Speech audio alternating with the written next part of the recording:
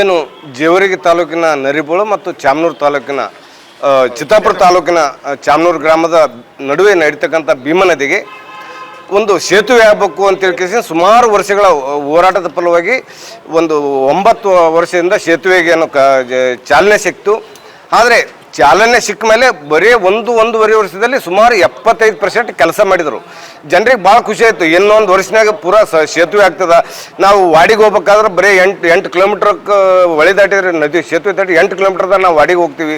ಬೆಂಗಳೂರು ಹೋಗ್ಬೇಕಾದ್ರೆ ಆಯಿತು, ಸ್ಕೂಲಿಗೆ ಹೋಗ್ಬೇಕಾದ್ರೆ ಆಯಿತು, ಕೂಲಿ ಕಾರ್ಮಿಕರಿಗೆ ಅನುಕೂಲ ಆಗ್ತದೆ ಅಂತೇಳಿ ಭಾಳ ಖುಷಿಯಾಗಿದ್ರು.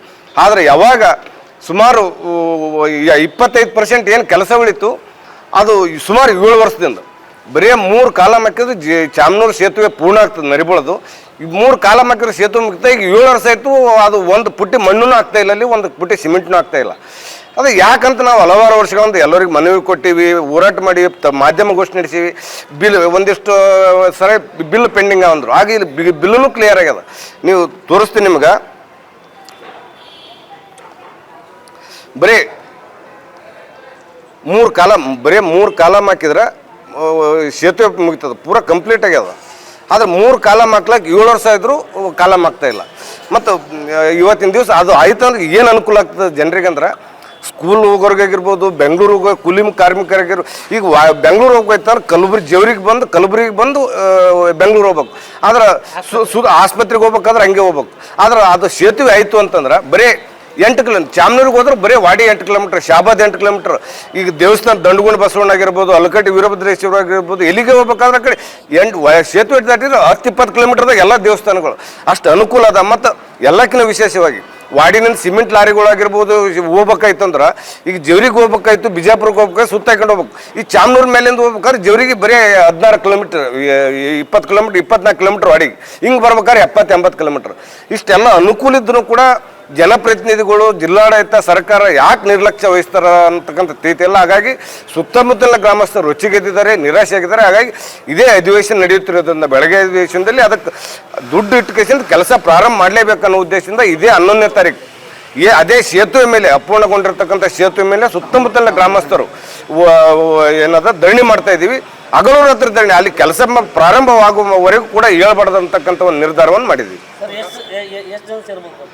ಇಲ್ಲ, ಸುತ್ತಮುತ್ತಲಿನ ಸುಮಾರು 100ಕ್ಕಿಂತ ಹೆಚ್ಚು ಜನ ಹಗಲು ರಾತ್ರಿ ಇರೋದ್ರಿಂದ ಬರ್ತಾರೋ ಹೋಗೋದು. ಒಟ್ಟು ಈ ಸಲ ಒಂದು ಎಲ್ಲರೂ ಅವರೇ ಸ್ವಯಂ ಪೂರ್ತಿಯಾಗಿ ನಮ್ಮಕ್ಕಿಂತಲೂ ಹೆಚ್ಚಿನ ಆಸಕ್ತಿ ಆ ಜನರೇ ವಹಿಸ್ತಾರೆ ಅಂತಕ್ಕಂಥದ್ದು ಮಾಹಿತಿ ಕೊಡ್ತೀವಿ. ಮೂಲಭೂತ ಕಾರಣ ಏನು ಸರ್? ಅದು ಬ್ರಿಡ್ಜ್ ಜನಗಳಿಗೆ ತೊಂದರೆ ಆಗ್ಬೇಕಂತ ಮಾಡಬೇಡ್ತಾ ಏನಂತ? ಇಲ್ಲ, ಅದೇ ಉದ್ದೇಶ. ಮತ್ತೆ ಈಗ 3 ಕಾಲಮ್ ಹಾಕಿದ್ರೆ ಕೆಲಸ ಮುಗಿತಂದ್ರೆ ಮತ್ತು ಜನರಿಗೆ ಅನುಕೂಲ ಮಾಡಿಕೊಡಬಾರ್ದಂತ ದುರುದ್ದೇಶನೇ ಕಾಣ್ತದೆ ಬಹುಶಃ. ಹಂಗಾಗಿ ಜನರು ಇಲ್ಲ ಭೇಟಿಯಾಗಿವಿ. ಈ ಅಧಿವೇಶನದಾಗ ಮಾಡ್ತೀವಿ ಅಂತಾರೆ. ಆದರೂ ನಾವು ಒಬ್ಬರಿಗೆ ಇನ್ಚಾರ್ಜ್ ಮಿನಿಸ್ಟ್ರು ಅವರಿಗೂ ಸಂಬಂಧಪಟ್ಟದ, KKDB ಅಧ್ಯಕ್ಷ ಸಂಬಂಧಪಟ್ಟದ. ಹಂಗಾಗಿ ಎಲ್ಲರಿಗೂ ಒತ್ತಡ ಬೀಳಿ, ಸರ್ಕಾರದ ಮೇಲೆ ಇವ್ರು ಒತ್ತಡ ಹಾಕ್ಲಿ, ಮುಖ್ಯಮಂತ್ರಿಗಳಿಗೆ ಒತ್ತಡ ಹಾಕಿ ಅದಕ್ಕೆ ಅನುದಾನ ಇದ್ರೂ ಸರಿ, ಇಲ್ಲ ಅದು ಖರ್ಚಾಗಿದ್ದ ವಿಶೇಷ ಅನುದಾನ ನಡೆಸ್ಕೇಸಿಂದ ಈ ಕೆಲಸ ಪ್ರಾರಂಭ ಮಾಡ್ಬೇಕಂತೇಳಿ ನಾವು ಕೆಲಸ ಪ್ರಾರಂಭ ಮಾಡೋವರೆಗೂ ನಾವು ಆ ಜಾಗದಿಂದ ಎದ್ದೇಳ ಅಂತಕ್ಕಂಥ ಒಂದು ನಿರ್ಧಾರ ಮಾಡಿದ್ವಿ. ಹೌದೌದು, ಅದೇ 3 ತಿಂಗಳದಾಗ ಮಾಡ್ತೀವಿ ಅಂತ ಹೇಳಿದರು.